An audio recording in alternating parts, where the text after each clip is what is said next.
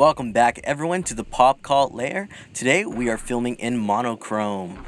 Alright, let's discuss Batman Rebirth issue 1 by Scott Snyder, Tom King, and Michael Yannon. Alright, let's get right into it. Okay, let's take a quick look at the cover here. We get a close-up of Batman. It's 5 o'clock shadow going on here, and it's just a nice realistic painting done. It's very bold and makes an awesome statement about this Rebirth issue 1. We get the draped logo up here, which all the Rebirths have, and the logo looks very much like the Scott Snyder and Greg Capullo one. Now this is an issue 1 Rebirth, but there will be a Batman issue 1 after this. Alright, let's take a closer look inside. So we are introduced to Duke right here. He is being invited to the Wayne Mansion, and I don't know too much about Duke, but I do know he was a part of the We Are Robins. So in here we learn that he does know Batman's identity, and he gets pretty much a tour of the whole Batcave, which is one of my favorite scenes in this story. Alright, this is an awesome splash page by Michael Yannon. I think he fits very well in this series. I think Tom King and Michael Yannon are going to work very well together.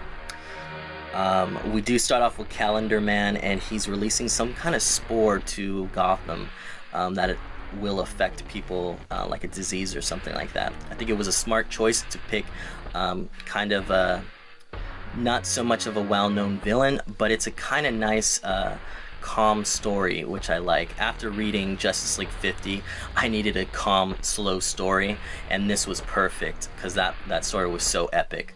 I really enjoyed this first issue. It kind of was a nice little mellow, creepy story. Nothing too big. It wasn't trying to be an epic story or first issue. It was a nice calm read, but very much not boring, and very nice artwork to go along with a great first issue. I really like the Duke and Bruce relationship in this first issue. It gives off a very cool relationship of a friendly vibe, more mature. Doesn't feel like a Dick Grayson, doesn't feel like a Robin to Batman. It feels very much like Bruce needs someone else in his life to share the Batcave with, to share his adventures with on a more personal level. But he knows his errors. Duke explains how he doesn't want to be another Robin, and that Batman has learned from his mistakes, and that he has something else in store for Duke. And it never gets tiring to see the Batcave. Every time they show it, I get a huge smile on my face, because I will never get tired of seeing the Batcave done by every single artist. So it's really cool down here. I don't know if you can see it, but there is the tumbler down here, which is kind of cool. And over here, we see that Duke is interested in Batman's plan, and we get to see a little sneak peek of this yellow suit. I kind of dig it. It's kind of cool. Nothing I've ever seen before. Kind of reminds me of Batgirl's outfit, but in male form. I like it. I think it's going to be cool. So I think Duke's role is going to be somewhat different than Robin. He's going to be more solo, and I think Bruce is more comfortable with Duke being on his own, but also filling in with Batman every once in a while. Not so much as a sidekick as much as a partner. And we get a cool image right here of promotion of a kid standing with a DC Rebirth comic, and it says "Heroes now more than ever."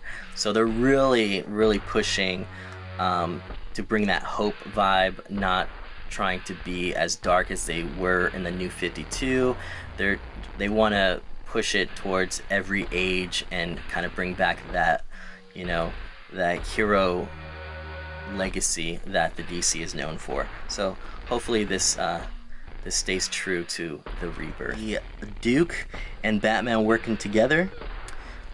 Really cool image here. We get Duke kind of doubting Batman's abilities, and that's kind of cool, seeing that Batman is kind of taking him out on a first mission and seeing how they work together.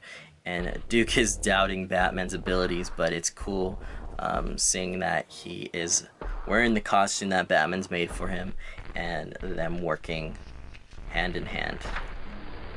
Alright, and we see Calendar Man looks like he changes with the seasons, and he is getting reincarnated every time. He is doing the Curious Case of Benjamin Button over here, where he keeps getting reincarnated. So we will find out what's going on with Calendar Man in the following issues. We have a lot of questions. We have over here Bruce and Duke training together, which is really cool to see. They're taking their frustration out on a poor tree, but that's pretty cool.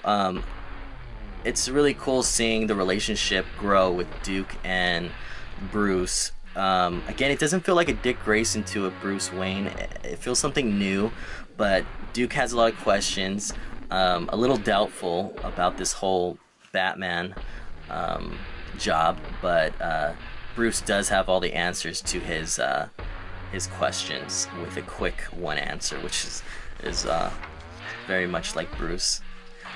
So we leave off with them training together, and more questions arise. So I am very impressed with this story. So I really loved the tone of this first issue. It was calm and collective and had a nice mellow drum beat that wasn't boring yet intriguing, left a lot of questions. So I like Tom King's first issue. It was very cool.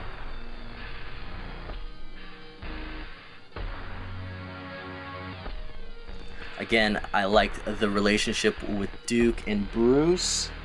It feels more mature and has taken a different approach while recruiting Duke into the Bat family. So I'm very interested to see how that plays out.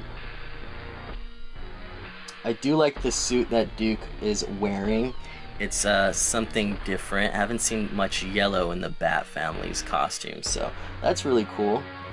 So I definitely give it an 8 out of 10. Solid first issue. I definitely will pick up the next issue. And yeah, I had a great time reading it.